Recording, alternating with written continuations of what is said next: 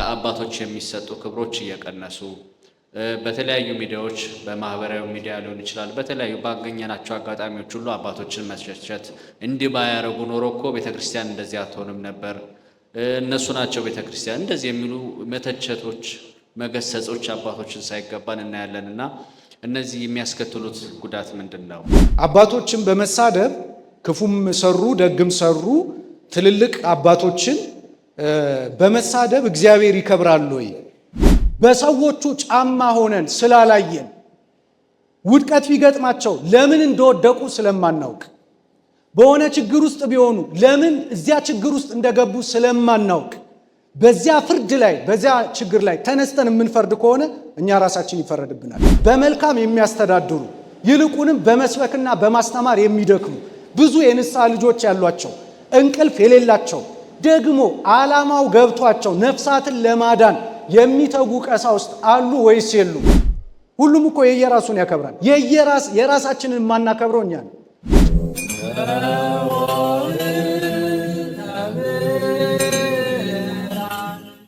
በዘመናችን ለሚዲያውም ለሁሉም ነገር ቀርበናል የምናያቸው ነገሮች አሉ።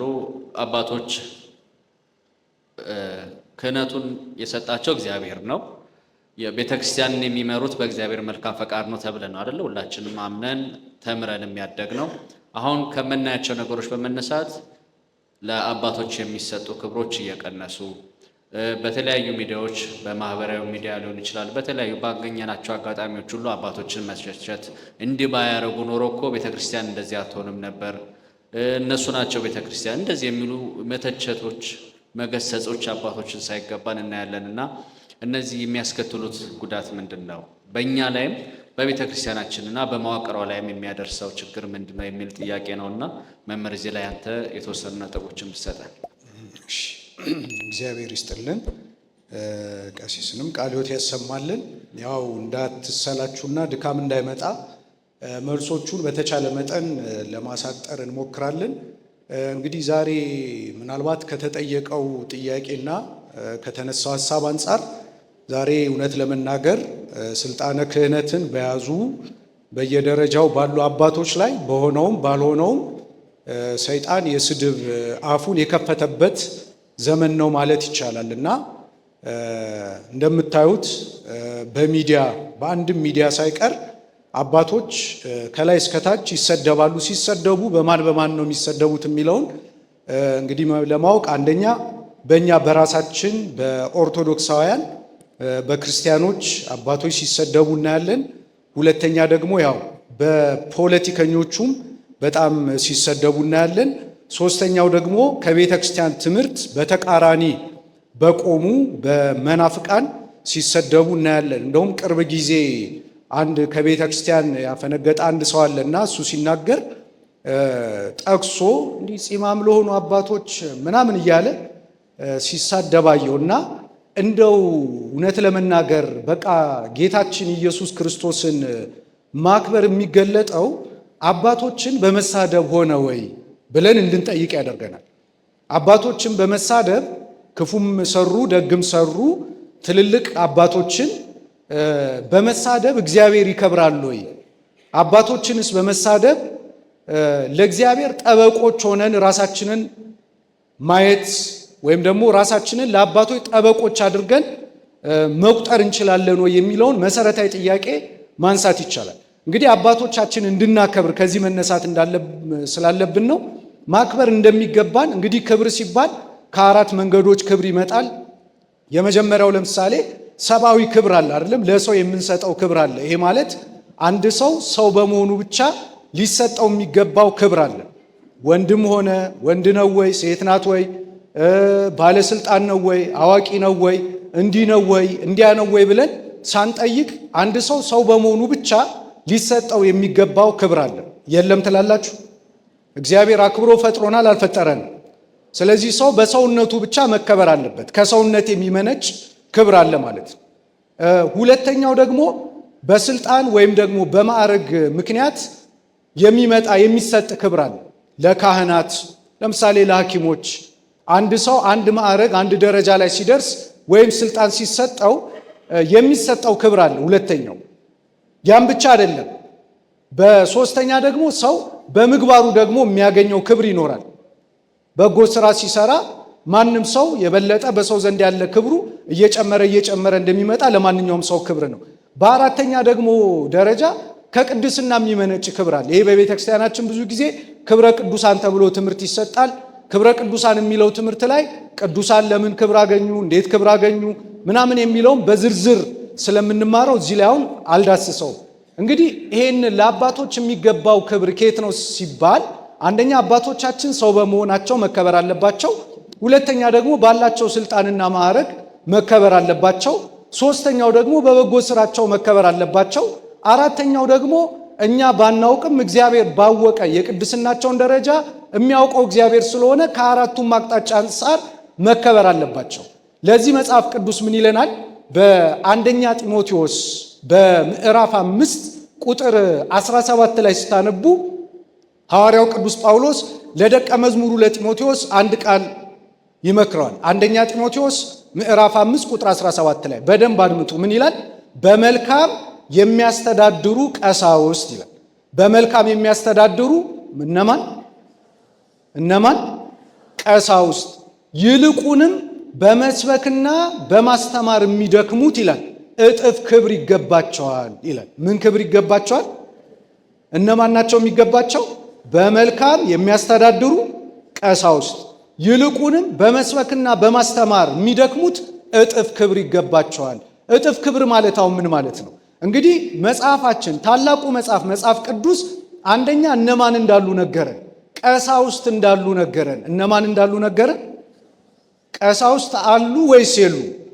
በሃይማኖት ትምህርት በክርስትና ሃይማኖት ውስጥ ቀሳውስት አሉ ወይስ የሉ? አሉ ወይስ የሉ? አሉ። እነዚህ ቀሳውስት ካሉ ስራቸው ምን እንደሆነ ነገረን፣ በመስበክና በመልካም የሚያስተዳድሩ ቀሳውስት። ስለዚህ የመጀመሪያው የካህናት የቀሳውስት ስራ ማስተዳደር ነው። ማንን ማስተዳደር? ምእመናንን ማስተዳደር፣ ቤተክርስቲያንን ማስተዳደር። በመልካም የሚያስተዳድሩ ቀሳውስት። ቀጥሎ ደግሞ ምንድን ነው ያለው? ይልቁንም በመስበክና በማስተማር የሚደክሙት እጥፍ ክብር ይገባቸዋል። ስለዚህ መጽሐፍ ቅዱስ በአጭር ቋንቋ ምን እየነገረን ነው? ቤተ ክርስቲያንን የሚያስተዳድሩ ምእመናንን የሚሰብኩ የሚያስተምሩ ቀሳውስት ምን ይገባቸዋል እያለ ነው? እየመለሳችሁልኝ። ምን ይገባቸዋል እያለ ነው? ምን አይነት ክብር? ይሄ ዛሬ ከዶግማ ያልተናነሰ ትምህርት ስለሆነ በደንብ አዳምጡ። ምን አይነት ክብር ይገባቸዋል? ምን አይነት ክብር?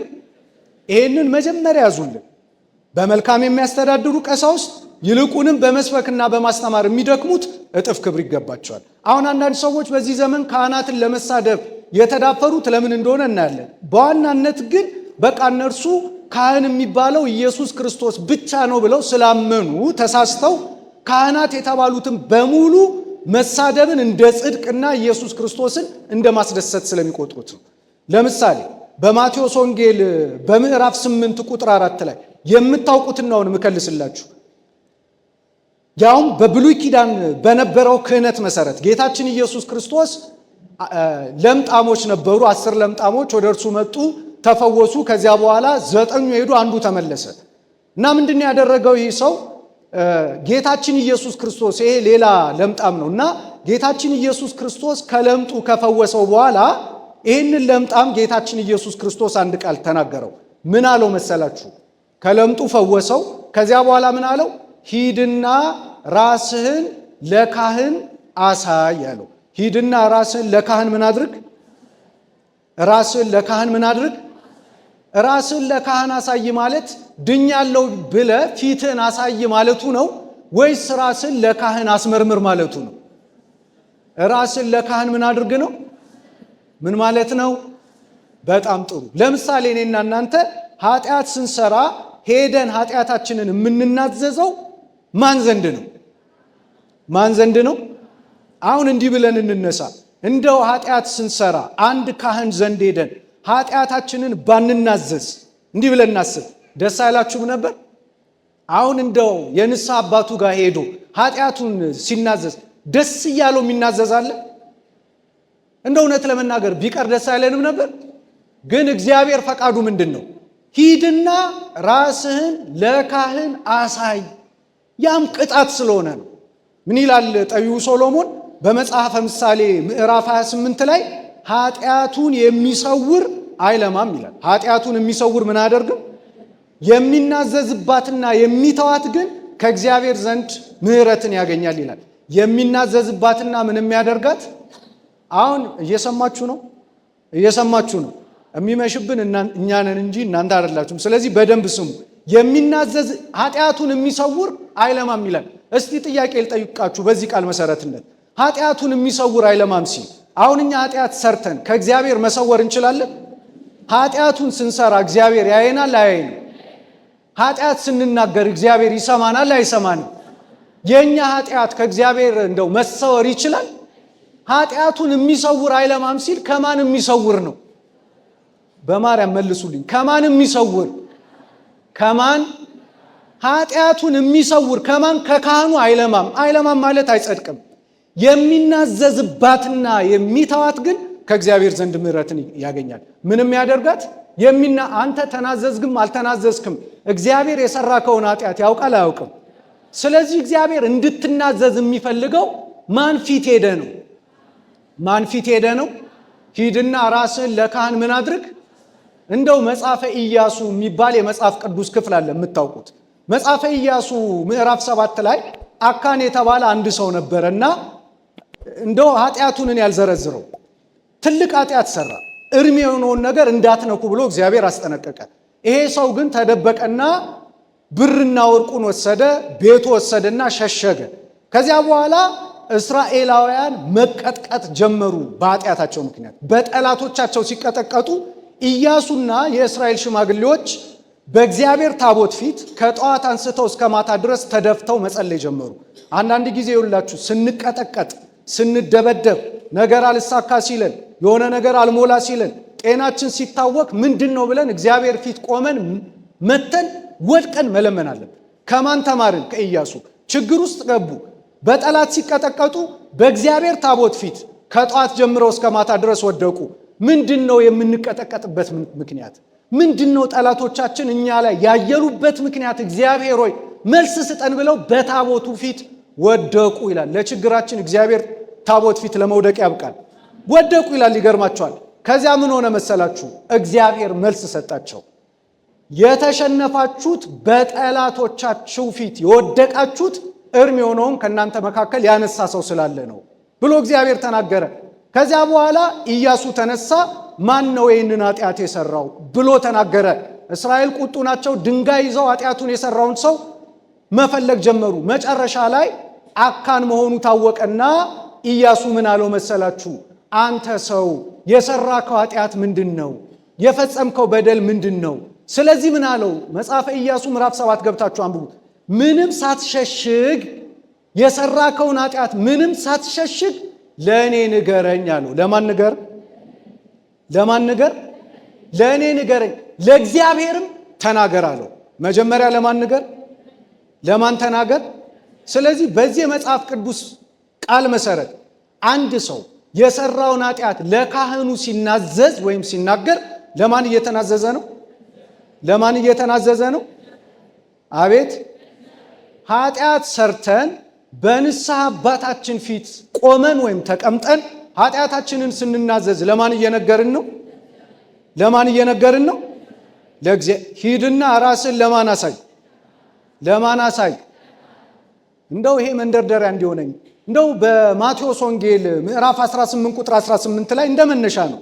ጌታችን ኢየሱስ ክርስቶስ ለቅዱሳን ሐዋርያት ምን ብሎ አስተማረ? እንዲህ ብሎ በምድር የምታስሩት በሰማይ የታሰረ ይሆናል፣ በምድር የምታስሩት በሰማይ ምን ይሆናል? በምድር የምትፈቱት ደግሞ በሰማይ የተፈታ ይሆናል። ይሄ ማለት ምን ማለት ነው ለሚል ሰው የዮሐንስ ወንጌል ምዕራፍ 20 ቁጥር 20 ላይ ሄዳችሁ ስታነቡ ከዚያ በኋላ ስድቡ ከየት መጣ የሚለውን በአጭር ቋንቋ አስቀምጥላችኋል።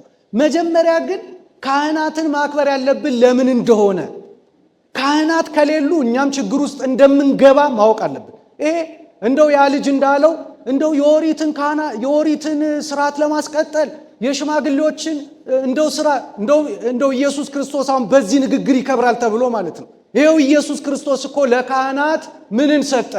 ስልጣነ ክህነትን ሰጠ። ኃጢአታችንን እንድንናዘዝ የሰራነውን ኃጢአት ካህን ፊት ሄደን እንድንናዘዝ እግዚአብሔር አዘዘ። የዮሐንስ ወንጌል ምዕራፍ 20 ቁጥር ላይ ለአባቶቻችን ለቅዱሳን ሐዋርያት ላይ እፍ አለባቸው፣ የመንፈስ ቅዱስን ጸጋ ተቀበሉ አላቸውና እንዲህ ብሎ ተናገረ። ኃጢአታቸውን የያዛችሁባቸው ተይዞባቸዋል። ኃጢአታቸውን የያዛችሁባቸው ምን ሆኖባቸዋል? ምን ሆኖባቸዋል? ኃጢአታቸውን ይቅር ያላችኋቸው ደግሞ ይቅር ተብለዋል አለ። ጌታችን ይህንን ስልጣነ ክህነት የሰጠው ኃጢአትን የመያዝና ኃጢአትን የመፍታት ስልጣን የሰጠው ለሰዎች ነው አይደለም? ንገሩ። ለሰዎች ነው አይደለም?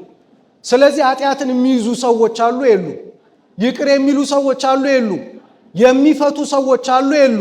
የሚያስሩ ሰዎች አሉ የሉ? እነዚህ ሰዎች እነማን ናቸው? ካህናት ናቸው። ኦርቶዶክሳውያን እንዳንታለን ካህናት ናቸው። እንደው ጥቂት ምሳሌ ላምጣላችሁ። አባቶቻችን ሐዋርያት ይህን ስልጣነ ክህነት እነሱ ጋር ይዘው አላስቀሩ። እነሱ እንደሚያልፉ ስለሚያውቁ የሐዋርያት ሥራ በሚባለው የመጽሐፍ ቅዱስ ክፍል ምዕራፍ 20 ቁጥር 28 ላይ ሄዳችሁ ስታነቡ የሐዋርያት ሥራ ምዕራፍ 20 ቁጥር 28 ላይ እነርሱ ጳጳሳትን ሾሙ። እነማንን ሾሙ? እንዳትሰለችሁ አደራችሁን። እነማንን ሾሙ? በደንብ መልሷ። እነማንን ሾሙ? አሁን በቤተ ክርስቲያን ጳጳሳት የሚባሉ አሉ ወይስ የሉ? አሁን እነዚህ ጳጳሳት እነማን ናቸው ካላችሁን ቅዱስ ጳውሎስ እንዲህ ብሎ ይገልጸዋል። በገዛ ደሙ የዋጃትን የእግዚአብሔርን ቤተ ክርስቲያን ትጠብቋት ዘንድ። የማንን ቤተ ክርስቲያን? እናንተም እንድትሳተፉ ነው የምጠይቃችሁ። የማንን ቤተ ክርስቲያን? ምን እንድታደርጓት? እስቲ ጠባቂ ማን ነው ንገሩ። ጠባቂ እግዚአብሔር ነው አይደለም? ካህናት ደግሞ እንዲጠብቁ አደራ ተሰጣቸው አልተሰጣቸው? ተሰጣቸው አልተሰጣቸው? ስለዚህ ካህናት፣ ጳጳሳት፣ ቀሳውስት የምእመናን ጠባቂዎች ናቸው አይደሉም? የእኔና የእናንተ ጠባቂዎች ናቸው ወይስ አይደሉም? ካህናት ጠባቂዎች ናቸው፣ ጳጳሳት ጠባቂዎች ናቸው ብሎ መናገር ኢየሱስ ክርስቶስን መሳደብ ነው? ንገሩን። መሳደብ ነው ወይ? የኢየሱስ ክርስቶስን ስልጣን ወስዶ ለካህናት መስጠት ነው? ምን አለ ቅዱስ ጳውሎስ? በገዛ ደሙ የዋጃትን የእግዚአብሔርን ቤተ ክርስቲያን ምእመናንን ማለት ነው ትጠብቋት ዘንድ መንፈስ ቅዱስ ጳጳሳት አድርጎባት ለሾመባት አለ ለመንጋውና ለራሳችሁም ተጠንቀቁ። ለማንና ለማን? ስለዚህ መንጋው ማለት ምን ማለት ነው ንገሩኝ። መንጋው እኛ ነን አይደለም? የመንጋው ጠባቂዎች እነማን ናቸው? እነማን ናቸው? አሁን ይህንን ከጠቀስኩ ሁላችንም ካህናት ነን የሚል ቀልድ አለ። ከሱ የመነጨ ነው አንደኛ ስድቡ። ሁላችንማ ካህናት አይደለን፣ ሁላችንም ዲያቆናት አይደለን። ቅዱስ ጳውሎስ በቲቶ መልእክቱ ምዕራፍ 2ና ቲቶ ምዕራፍ 2ና ቲቶ ምዕራፍ 1 ምዕራፍ 2 እንዲሁም ደግሞ አንደኛ ጢሞቴዎስ ምዕራፍ 3 ላይ እንደው በመድኃኔዓለም ቤታችሁ ገብታችሁ አንብቡ። በተለይ አንደኛ ጢሞቴዎስ ምዕራፍ 3 ላይ ቅዱስ ጳውሎስ አንድ ሰው ካህን ለመሆን አንድ ሰው ምን ለመሆን አልኳችሁ? ምን ለመሆን? ካህን ለመሆን ቄስ ሆኖ ለመሾም ኤጲስቆጶስ ሆኖ ለመሾም ምን መስፈርት ማሟላት እንዳለበት ይዘረዝራል። እኔ እዚህ ጋር ጊዜ ስለሌለን መስፈርቱን አልዘረዝርም። ካህን ለመሆን ምን አለው? ክርስቲያኖች መስፈርት አለው። አንደኛ ጢሞቴዎስ ምዕራፍ 3 ላይ ሄዳችሁ አንብቡ። እንደው ከምድር ተነስተን ሁላችንም ካህናት ነን ልንል ቀርቶ ከክርስቲያኖች መካከል ካህን ሆኖ ለመሾም ዲያቆን ሆኖ ለመሾም እንኳን መስፈርት አለው። መስፈርቱን አንደኛ ጢሞቴዎስ ምዕራፍ 3 ላይ ቤታችሁ ገብታችሁ አንብቡ አልኩኝ። ቲቶ ምዕራፍ 1ና ምዕራፍ 2 ላይ ቤታችሁ ገብታችሁ አንብቡ አልኩኝ። መስፈርቱ ምን እንደሆነ ይነግረናል። የሚገርማችሁ ነገር ይሄ ብቻ አይደለም። እዚህ አንደኛ ጢሞቴዎስ የምጠቅስበት ምክንያት አለ። አንደኛ ጢሞቴዎስ ምዕራፍ 5 ቁጥር 8 ጀምሮ ሄዳችሁ ስታነቡ ደግሞ ቅዱስ ጳውሎስ ደቀ መዝሙሩ ጢሞቴዎስን ካህናትን ሹም ይለዋል። እጅህን ስትጭን ግን ተጠንቀቂልና ምን ይላል መሰላችሁ? እየሰማችሁ ነው? ካህናትን ስትሾም ግን ይላል፣ ቀሳውስትን ስትሾም ተጠንቀቅ፣ የምትሾመው አዲስ ክርስቲያን እንዳይሆን ይላል። ምን እንዳይሆን? ምን አድርገህ የምትሾመው? ምን አድርገህ የምትሾመው? ካህን አድርገህ የምትሾመው አዲስ ክርስቲያን እንዳይሆን ተጠንቀቅ ይሏል። ለምን? በትዕቢት ተነፍቶ በዲያብሎስ ፍርድ እንዳይወድቅ ይላል። ስለዚህ ተመልከቱ፣ ሲሾም በቤተ ክርስቲያን ካህን ሲሾም እንኳን መስፈርት አለው፣ ብዙ ድካም አለው፣ ብዙ ውጣ ውረድ አለው። እኛ ዛሬ እንደምናስበው አይደለም። ስለዚህ ይህንን ያልኩት ምንድነው? በአጭሩ ካህናት አሉ፣ ጳጳሳት አሉ፣ ክህነት አለ፣ የክህነትም ስልጣን አለ በአጭሩ። ይሄ ከሆነ አንዳንድ ነጥቦችን አጠር አድርጌ ላንሳ ከዚህ ጋር እንዳይጋጩብን። ምክንያቱም አንዳንድ ሰዎች በቤተ ክርስቲያን ካህናት ተብሎ የተሾሙ አባቶች የተባሉ አሉ፣ መምህራን ሰባኪያንም አሉ እና ስህተት ሲሰሩ እያየን ዝም እንበሎይ ታዲያ የሚል ጥያቄ ይነሳል። ለዚህ አንዳንድ ነጥቦችን ማንሳት ያስፈልጋል። የመጀመሪያው አባቶች ተብለው የተሾሙ መምህራንም ቢሆኑ ሰባኪያንም ቢሆኑ ስህተት ሲሰሩ ስነ ስርዓት ባለው መልኩ አስተያየት መስጠት ይቻላል። ምን ባለው መልኩ ካህናት አሉ። ለምሳሌ በቤተ ክርስቲያን ስህተት ቢሰሩ አንድ ስህተት ቢሰሩ ስነ ስርዓት ባለው መንገድ በልዩ ልዩ መንገድ አስተያየት መስጠት ይቻላል አይቻልም? ይሄ ይታረም ብሎ ሐሳብ መስጠት ይቻላል አይቻልም? ለማን ይቻላል? እኛ ዛሬ ወኔ ስለሌለን እንጂ ከቅዱስ ሲኖዶስ አንስቶ የሚሰማ ቢኖርም ባይኖርም ሐሳብ መስጠት ይቻላል። እንዲህ አይነት ስርዓት እየተጣሰ ነው፣ እንዲህ አይነት ስህተት እየተሰራ ነው፣ በዚህ አካባቢ ያሉ ካህናት እንዲህ አይነት ችግር እየፈጠሩ ነው ብሎ በመቆርቆር ሐሳብ መስጠት ይቻላል፣ አስተያየት መስጠት ይቻላል። ምን ማድረግ አይቻልም? ልጠይቃችሁ፣ አንድ ቦታ ላይ ካህናት ስህተት ሰሩ እንበል። ካህናቱን በመሳደብ እግዚአብሔር ይከብራል? እግዚአብሔር ይከብራል? እኛስ እንከብራለን? ቤተ ክርስቲያንስ ከገጠማት ፈተና ትወጣለች? አትወጣም። በዚህ መፍትሄ አይገኝም። ስለዚህ የመጀመሪያው ለምንድን ነው የምንሳደበው? መፍትሄ ምክንያቱም መጽሐፍ ቅዱሳችን እኮ ምንድን ነው እዚያ የማቴዎስ ወንጌል ምዕራፍ 15 ላይ ስድብ ያረክሳል ይላል። ስድብ ምን ያደርጋል? ደግሞ ክርስቲያኖች እዚያ እኔ ኃይለ ቃል እየጠቀስኩ ነው የምናገረው። እዚያ ኤፌሶን ምዕራፍ 4 ላይ ለማነጽ የሚጠቅም ማናቸውም በጎ ቃል እንጂ ክፉና ስድብ ከአፋችሁ አይውጣ ይላል። ስድብ ከምናችሁ አይውጣ? ከምናችሁ አይውጣ? ከምናችሁ አይውጣ? ስድብ ከአፋችሁ አይውጣ ከተባለ ስድብ እንደሚያረክሰን ከተነገረን ታዲያ ለምን ነው የምንሳደበው? አስተያየት መስጠት እየተቻለ ስለዚህ በየትኛውም ደረጃ ለምሳሌ አባቶች ሊሆኑ ይችላሉ፣ መምህራን ሊሆኑ ይችላሉ፣ ካህናት ሊሆኑ ይችላሉ። ሃይማኖትን ቢያፋልሱ፣ ስርዓት ቢጥሱ፣ የቤተ ክርስቲያን ገንዘብ ሀብትና ንብረት እንዲመነዘር እንዲበዘበዝ ቢያደርጉ፣ ምዕመናን አካላዊና ስነ ልቡናዊ ጥቃት እንዲደርስባቸው ቢያደርጉ ወይም ሲደረግ አይተው ዝም ቢሉ ስነ ስርዓት ባለው መንገድ ለማነጽ የሚጠቅም ማናቸውም በጎ ቃል ከአፋችሁ ይውጣ ስለተባለ አስተያየት መስጠት ይቻላል፣ ሐሳብ መስጠት ይቻላል። መሳደብ ግን ለምን? በስድብ ማን ስለማይከብር ስለዚህ አባቶች ቢያጠፉ መምህራን ቢያጠፉ ዝም ማለት ነው የሚገባ ወይስ በጨዋነት በስነ ምግባር በተሞላ መንገድ አስተያየት መስጠት ነው የሚሻለው? የትኛው ይሻላል? በየትኛው ሚዛን ብንመዝነው ስድብ ትክክል ነው? ከአንደበቴ የተነሳ ትጸድቃለህ፣ ከአንደበቴ የተነሳ ትኮነናለህ፣ ትረክሳለህም ተብሎ ተጽፏል። ስለዚህ በስድብ እግዚአብሔር አይከብርም። ስነ ስርዓት ባለው መንገድ ግን ሐሳብ መስጠት ይቻላል። ስነ ስርዓት ባለው መንገድ በልዩ ልዩ መንገድ ሐሳብ መስጠት ይችላል ማለት ነው። ግልጽ ነው አይደለም? ስለዚህ አሁን ስድቡ ለምን ጨመረ በተለይ በኦርቶዶክሳውያን ዘንድ ለሚለው ጥቂት ነጥቦችን ላንሳ። የመጀመሪያው እንዳልኳችሁ የክህነቱን ክብር ካለመረዳት ነው። እሱ ቅድም አንስቼዋለሁ። ሁለተኛው ግን ምንድነው? የተቾች ችግር ነው። የማን ችግር ነው? አሁን ለምሳሌ ዩቲዩብ ላይ ቁጭ ብለው፣ አሁን ደግሞ የቲክታክ ዘመን ነው እንደምታዩት፣ እዛ ላይ ቁጭ ብለው ብዙ የሚሳደቡ ሰዎች አሉ፣ ካህናትን ጭምር እንዲያደረጉ እንዲፈጸሙ፣ እንደዚህ ሆኑ፣ በዚህ ገቡ፣ በዚህ ወጡ እያሉ ሊቃነ ጳጳሳትን ሳይቀር ካህናትን ሳይቀር የሚሳደቡ ሰዎች አሉ። የሚሳደቡት ሰዎች በሙሉ እኔ ችግር አለባቸው አልልም፣ ግን የአንዳንዶቹ ምንድነው በቅንነት የሚሳደቡ አሉ። ይሄ ምንድነው? እንደ ድመት ማለት ነው። ድመት ታውቃላችሁ መቼም። ድመት ሙጭሊቱን ይበላል አይደል? ይበላል አይበላም? አንድ መጽሐፍ ላይ ከምን ይሆን ብዬ ሳነብ ምን የሚል ነገር አገኘው። ለካ ድመት ሙጭሊቱን የሚበላው ከፍቅር የተነሳ ነው። ከምን የተነሳ ነው? ከፍቅር የተነሳ ነው። 2-3 ሙጭሊቶችን ስለሚወልድ አንዱን ሙጭሊት በአፉ ይዞ ከሄደ ሌላውን ለሌላው ሙጭሊቱ ልጁ ከመሳሳቱ የተነሳ ከፍቅሩ የተነሳ ለካ ድመት የሚበላው ሆድ ውስጥ ለማስቀመጥ ነው። ስለዚህ ከምን አይደለም ሙጭሊቱን የሚበላው ከምን አይደለም፣ ጠልቶት አይደለም። ከምን የተነሳ ነው? አሁን አንዳንድ አባቶችን የሚተቹ ሰዎች ኦርቶዶክሳውያን ብለው እኔ እንደዚህ ድመት ይመስሉኛል። ቤተ ክርስቲያንን የጠቀሙ መስላቸው፣ እንደው ለክህነቱ የተቆረቆሩ መስሏቸው መሳደብ ማለት ይሄ ሰድቦ ለተሳዳቢ መስጠት ነው። ይሄ ከምን ይመነጫል ካልኳችሁ ከመንፈሳዊ ዕውቀትና ሕይወት አለመብሰል። እነዚህ ሰዎች መንፈሳዊ ሕይወታቸው የበሰለ አይደለም፣ በእውቀት የበሰሉ አይደሉም። እንደውም ለነሱ መሳደብ ምንድን ነው የሚመስላቸው? ልክ ጽድቅ እንደሰሩ ለቤተ ክርስቲያን እንደተቆረቆሩ አድርገው ነው የሚያስቡ።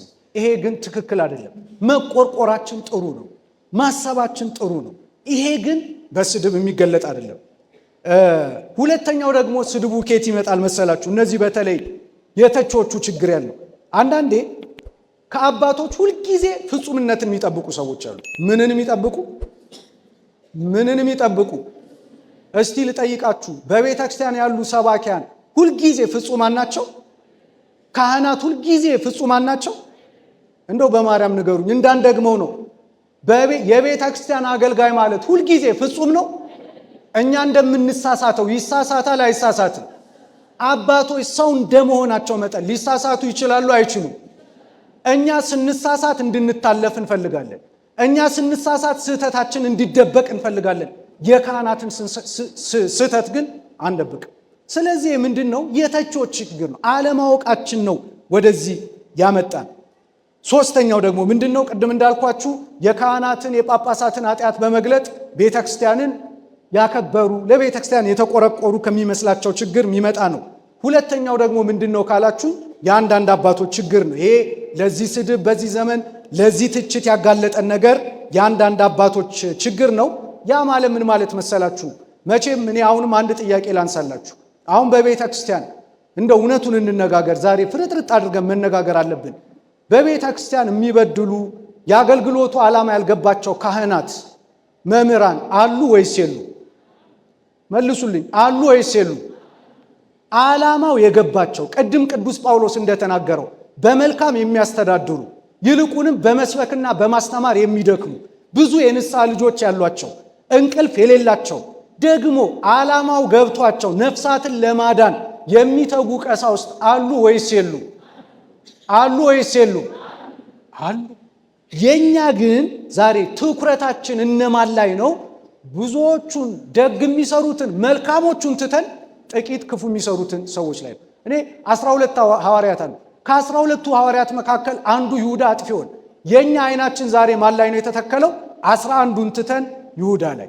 እንግዲህ በቤተ ክርስቲያን ታሪክ ከመጽሐፍ ቅዱስ ጀምሮ በቤተ ክርስቲያንም ታሪክ በእስራኤል ዘሥጋም ታሪክ ሁሉም ካህናት ከተሾሙ በኋላ ለሃይማኖት ዓላማ የቆሙ አይደለም። ጥቂት የክርስትና ሃይማኖት ዓላማ ያልገባቸው የክህነቱ ዓላማ ያልገባቸው ካህናት አይጠፉም። ግን ደግሞ ብዙዎቹ የአገልግሎቱ ዓላማ የገባቸው ለምእመናን የሚሞቱ ብዙ ካህናት እንዳሉ የታወቀ ነው። ስለዚህ ምንድን ነው የአባቶች ችግር ስንል ምን ማለታችን ነው? ጥቂት ዓላማው ያልገባቸው ይኖራሉ። እንደው ይሄን እኔ ጊዜ አልፈጅም። ቅዱሳን ከሐዋርያት መካከል እኮ አንዱ ማን ሆኖ ተገኝቷል? ይሁዳ ሆኖ ተገኝቷል። ቅዱስ ጳውሎስ ካሰለጠናቸው ለክህነት ካጫቸው ከነ ጢሞቴዎስ ከነ ቲቶ ከነ ፊልሞን መካከል አንዱ እኮ ዴማስ ነበረ። ዴማስ እኮ ኮብልሎ ሄዷል። እነ ጢሞቴዎስ እያሉ እነ ቲቶ እያሉ እነ ፊልሞን እያሉ ዴማስ ላይ ትኩረታችን ለምን ይሆናል? ስለዚህ ክህነት ላይ የተሾመው ሰው ላይ ችግር ሊኖር ይችላል። ይህም በተመለከተ ሊኖር እንደሚችል እንዳበዛው ይገባኛል። ግን በደንብ መሰረታዊ ነገር ስለሆነ ነው የምናገረው። ምን አለ ጌታችን ኢየሱስ ክርስቶስ? መንገድ ዘግቷል። በማቴዎስ ወንጌል ምዕራፍ 23 ላይ አንድ ቃል ተናገረ። በደንብ አድምጡ። የማቴዎስ ወንጌል ምዕራፍ 23 ላይ ፈሪሳውያን አለ በሙሴ ወንበር ተቀምጠዋል አለ። በማን ወንበር ተቀምጠዋል? በማን ወንበር ተቀምጠዋል? በሙሴ ወንበር ተቀምጠዋል። ያዘዟችሁን ያስተማሯችሁን ሁሉ ፈጽሙ፣ አድርጉ፣ ጠብቁትም። ነገር ግን እነርሱ ደግሞ እነርሱ ደግሞ እያስተማሩ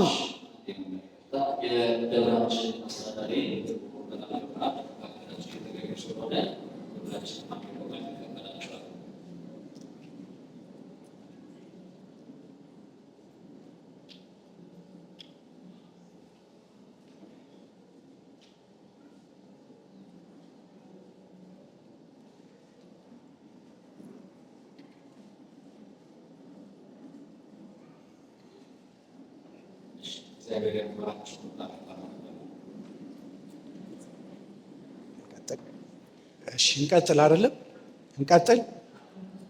የመጀመሪያው ስድቡ የመጣው ከምንድን ነው ብለናል? የጨረስኩ ነው። የመጀመሪያው የመናፍቃን ተጽዕኖ የሚለውን፣ ሁለተኛው የተቾች ችግር የሚለውን ልብ አድርጉ። ሶስተኛው እንግዲህ የአንዳንድ አባቶች ችግር የሚለውን አንስተናል። ሌላው ለዚህ ትችት መንስኤ የሆነው በቤተ ክርስቲያን አካባቢ ያለው የአስተዳደር ችግር ነው። የምን ችግር ነው አልኳችሁ? የአስተዳደር ችግር ነው። ለዚህ ደግሞ መፍትሄው ምን መሰላችሁ ክርስቲያኖች? አስተዳደርንና ሃይማኖትን መለየት አለብን። ምንና ምን መለየት አለብን? ምንና ምን መለየት አለብን? አስተዳደርና ምን መለየት አለብን? ሃይማኖትን መለየት አለብን። ይህንን ማወቅ አለብን ለአስተዳደር ችግሩ እና እንደ መጨረሻ ላይ ማነሳው ይሄ የአንዳንድ ሰዎች የአጉል ዘመናዊነት ተጽዕኖ ነው ዛሬ ስድቡ እንዲስፋፋ ያደረገው። ምክንያቱም እንደምታውቁት ይሄ ከአብርሆት አስተሳሰብ ጋር መሪ የሚባል ነገር አያስፈልግም የሚል እሳቤ አለ። ለምሳሌ በራስ መንገድ ተመራ፣ በራስ ሐሳብ ተጓዝ፣ ለራስ ብርሃን ማብራት ያለብህ ራስህ ነህ፣ ሌላ ብርሃን የሚያበራልህ ሰው መፈለግ የለብህም፣ ሌላ መሪ መፈለግ የለብህም የሚል አስተሳሰብ ስላለ ታላላቆችን የማክበር የሃይማኖት አባቶችን የማክበሩን በጎ ሃይማኖታዊ እሴት እንዲህ አይነት በዘመናዊነት ስም የመጡ አስተሳሰቦች ከልባችን እየገረዙ እያስወጡት ስለሆነና ይህንን ሐሳብ የሚያራምዱ ሰዎች ደግሞ ካህናትን መሳደብ እንደ ቀላል ስለሚያዩት ዛሬ ካህናትን መሳደብ ብቻ አይደለም፣ እግዚአብሔርም እኮ እየተሰደበ ነው። እንደውም አንድ ቲክቶከር ምን ሲል አይቼዋለሁ እኔ፣ እግዚአብሔርም መጠየቅ አለበት ሲል። አሁን ወደ ማን እየሄደ ነው ማለት ነው? ከካህናትም ወጥቶ ወደ ማን? እንደውም ምን ብሎ ነው የሚከሰው? እግዚአብሔር ነጮቹን በጣም አዋቂ፣ እኛን ደግሞ እንዲህ አይነት ድንቁር አድርጎ የፈጠረን ለምንድን ነው? መጠየቅ ካለበት እግዚአብሔር መጠየቅ አለበት ብሎ እግዚአብሔርን ሲከስ አይቻልም። አሁን ይህን እንደ ቀላል እንዳታዩት። አሁን ክሱ ስድቡ እኛ በካህናት ሲገርመን በቅዱሳን ሲገርመን ወዴት እየሄደ ነው? ወዴት እየሄደ ነው? ወደ እግዚአብሔር እየሄደ እንደሆነ ልናስተውል ይገባል ነው። ምን ጉዳት ያመጣል የሚለውን ባጭሩ ላንሳና ላጠቃል። ምን ጉዳት ያመጣል ለሚለው የመጀመሪያው የተሳዳቢውን ሰው መንፈሳዊ ሕይወት ከመጉዳት ይጀምራል። መጀመሪያ ካህናትን ስንሳደብ የመጀመሪያው ተጎጂ ማን ነው? መልሱልኝ ቶሎ እያላችሁ። የመጀመሪያው ተጎጂ ማን ነው? ራሳችን ተሳዳቢዎች ነን። ምክንያቱም ለምን መሰላችሁ? እኔ ብዙ አልሄድበትም። አምላካችን ኢየሱስ ክርስቶስ አትፍረድ ብሎ አስተምሯል አላስተማረም? አስተምሯል አላስተማረም? እንደው ቅዱስ ጳውሎስስ በሮሜ መልእክቱ ምዕራፍ 10 ላይ በሌላው ኃጢአት የምትፈርድ አንተ ማነህ ይላል። በሌላው ኃጢአት ላይ የምትፈርድ አንተ ማነህ? ሁላችን ይላል በጌታችን በኢየሱስ ክርስቶስ የፍርድ ወንበር ፊት እንቆማለንና ሁላችንም እንቆማለን። ስለዚህ ከእኔና ከእናንተ መፍረድ አይጠበቅም። በፈረድን ልክ ይፈረድብናል። በሰዎቹ ጫማ ሆነን ስላላየን ውድቀት ቢገጥማቸው ለምን እንደወደቁ ስለማናውቅ፣ በሆነ ችግር ውስጥ ቢሆኑ ለምን እዚያ ችግር ውስጥ እንደገቡ ስለማናውቅ በዚያ ፍርድ ላይ በዚያ ችግር ላይ ተነስተን የምንፈርድ ከሆነ እኛ ራሳችን ይፈረድብናል። ለምሳሌ ላምጣላችሁ። ካምን ታውቁታላችሁ አይደለም? ከናንን ታውቁታላችሁ። ካምና ከናን አልተረገሙ? ተረግሟል አልተረገሙ? የተረገሙበት ምክንያት ምንድን ነው?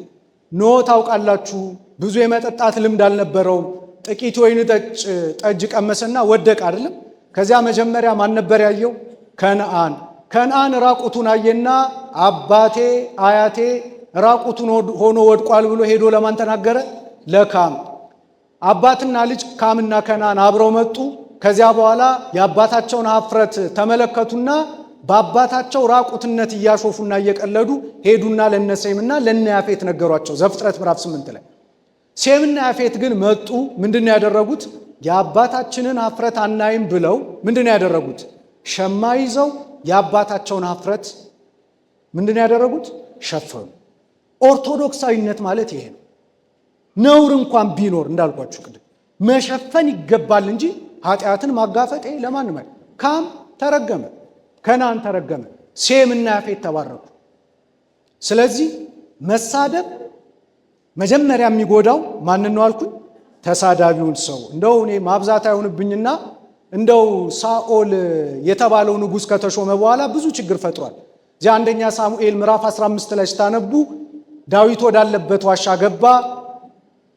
ዳዊትን እያሳደደው ዳዊትን ግደለው ብለው መከሩት ይላል እና አንድ ቃል ተናገረ። እኔ እግዚአብሔር በቀባው ላይ ምንን አላነሳም እጄን አላነሳም ብሎ የተናገረው ነገር ስላለ ኦርቶዶክሳዊነት መሳደብ ስላልሆነ ስንሰድብና ስንፈርድ ደግሞ እኛም ላይ ስለሚመጣ ጥንቃቄ ያስፈልጋል ነው።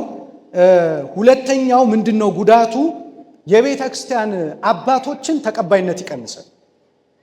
ሁሉም እኮ የየራሱን ያከብራል። የራሳችንን የማናከብረው እኛ ነው። የአባቶች ተቀባይነት እንዲቀንስ፣ በሀገር ላይ ያላቸው ሚና እንዲቀንስ፣ በቤተ ክርስቲያን ላይ ያላቸው ሚና እንዲቀንስ ስለሚያደርግ ይሄ ደግሞ መጨረሻ ላይ ጥፋት ስለሚያመጣ ልንጠነቀቅ ይገባል። ሶስተኛው ደግሞ ይሄን አንስቼ ልጠቅልል። ካህናት ናቸው፣ ግን እንደኛ ሰው አይደሉ ናቸው አይደሉ። ለምሳሌ አንድ ድክመት አንድ ውድቀት ገጠማቸው እንበል። በዚህ ልጠቅልል እኔ ገጠማቸው እንበል። እኛ ኃጢአት ሰርተን ለምሳሌ ዓለም በሙሉ ኃጢአታችንን ድክመታችንን ቢያጋፍጥብን ደስ ይለናል? አንታመምም? የመገለል ስሜት ውስጥ አንገባም? የስነ ልቡና ጉዳት ውስጥ አንገባም? ቤተ ክርስቲያን ደግሞ የምናገለግል ቢሆንና ውድቀታችን በአደባባይ ቢነገር ተስፋ ቆርጠን ከእግዚአብሔር እንርቃለን? አንርቅም? አገልግሎታችን እናቆማለን? አናቆምም? ለካህናት ሲሆን ለቤተ ክርስቲያን አባቶች ሲሆን ለምንድን ነው የምንጨክነው ነው የኔ ጥያቄ። ምንድን ነው የሚያስጨክነን? እግዚአብሔር ይህን እንድናስተውል በቸርነቱ ይርዳን። ይብቃን። ለመምህራችን ቃለ ሕይወት ያሰማልን። ያው ጥያቄው ሰፊ ስለሆነ ረጅም ሰዓት ወሰደ። ደከማችሁ? እንጨርስ? አዎ፣ እሺ። ስለዚህ እንጨርሳለን። አምላካችን እግዚአብሔር ከጅማሬያችን እስከ ፍጻሜያችን በመካከላችን ስለነበረ ስሙ የተመሰገነ ይሁን።